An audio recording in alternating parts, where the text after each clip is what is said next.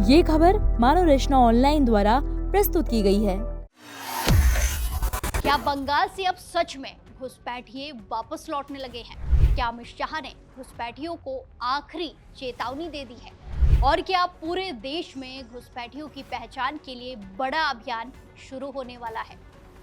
देश की राजनीति में एक बार फिर घुसपैठ का मुद्दा गर्मा गया है। केंद्रीय गृह मंत्री अमित शाह ने ऐसा बयान दिया है जिसने बंगाल से लेकर दिल्ली तक सियासी हलचल को तेज कर दिया है। अमित शाह ने साफ शब्दों में कहा कि जो लोग अवैध तरीके से भारत में आए हैं वो खुद वापस लौट जाएं। अगर वो खुद लौटते हैं तो उन पर कोई केस नहीं होगा, बल्कि सरकार उनकी मदद भी करेगी। लेकिन अगर ऐसा नहीं होता है तो सरकार एक एक घुसपैठिए को बाहर निकालेगी। अब इस बयान के कई राजनीतिक मतलब भी निकाले जा रहे हैं। क्योंकि पहली बार अमित शाह ने इतने सीधे शब्दों में बंगाल और घुसपैठ के मुद्दे को जोड़ते हुए बड़ा संदेश दिया है।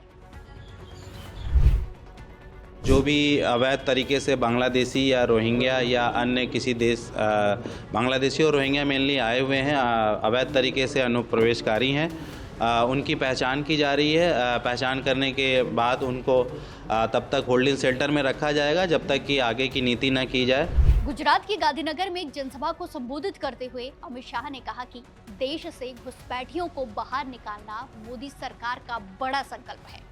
उन्होंने कहा जो लोग भारत में अवैध तरीके से आए हैं वो समय रहते वापस लौट जाएं। अगर वो खुद लौटेंगे तो सरकार उन पर कोई भी कार्रवाई नहीं करेगी और लौटने में मदद भी करेगी। अमित शाह ने खास तौर पर पश्चिम बंगाल का जिक्र करते हुए कहा कि पहले वहां हर दिन घुसपैठ होती थी, लेकिन अब हालात बदल रहे हैं। शाह के मुताबिक अब कई घुसपैठिए खुद ही वापस लौटने लगे हैं।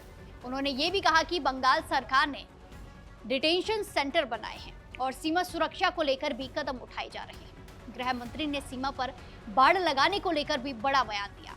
उन्होंने कहा कि बीएसएफ को जमीन देने का काम पहले लंबा चलता था, लेकिन बंगाल सरकार ने 45 दिन की जगह सिर्फ 7 दिन में जमीन उपलब्ध कराई। शाह ने इसे सकारात्मक कदम बताया है। अब इस पूरे बयान का सबसे बड़ा राजनीतिक एंगल जनसंख्या बदलाव यानी कि डेमोग्राफिक चेंज को माना जा रहा है। अमित शाह ने कहा कि प्रधानमंत्री नरेंद्र मोदी ने इस मुद्दे पर एक हाई लेवल कमेटी बनाई है।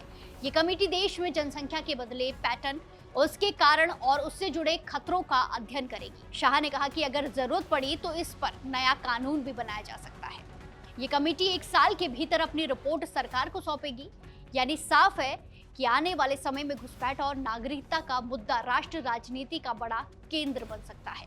अमित शाह ने विपक्ष पर भी निशाना साधा। उन्होंने कहा जब चुनाव आयोग ने वोटर लिस्ट की जांच यानी कि एसआईआर अभियान शुरू किया तब कांग्रेस और विपक्षी दल उसके खिलाफ खड़े हो गए, लेकिन बंगाल की जनता ने इस अभियान का समर्थन किया है।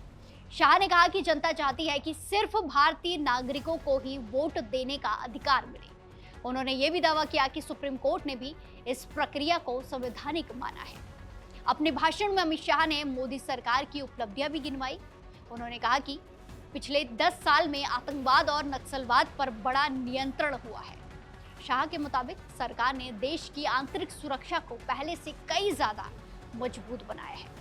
उन्होंने भाजपा की राजनीतिक ताकत का जिक्र करते हुए कहा कि आज देश के 80% हिस्से में भाजपा या एनडीए की सरकार है।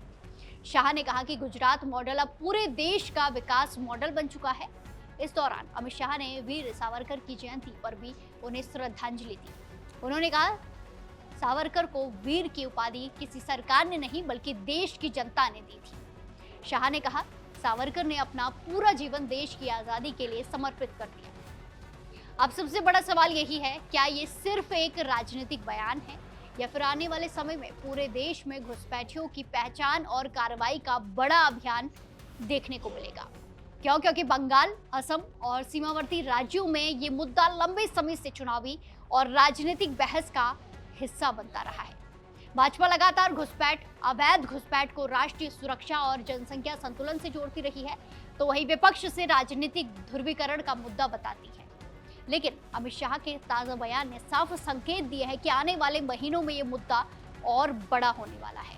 फिलहाल घुसपैठ, नागरिकता और जनसंख्या बदलाव को लेकर देश की राजनीति गर्म है। अमित शाह के बयान के बाद अब विपक्ष क्या जवाब देता है और सरकार आगे क्या कदम उठाती है, इस पर सबकी नजर रहेगी। आप इस पूरे मामले को कैसे देखते हैं? क्या सरकार का ये कदम सही है या इस पर और ज्यादा पारदर्शिता होनी चाहिए, बहस होनी चाहिए? अपनी राय कमेंट्स में जरूर बताएं और बाकी तमाम खबरों के लिए जुड़े रहिए दैनिक जागरण के साथ। नमस्कार।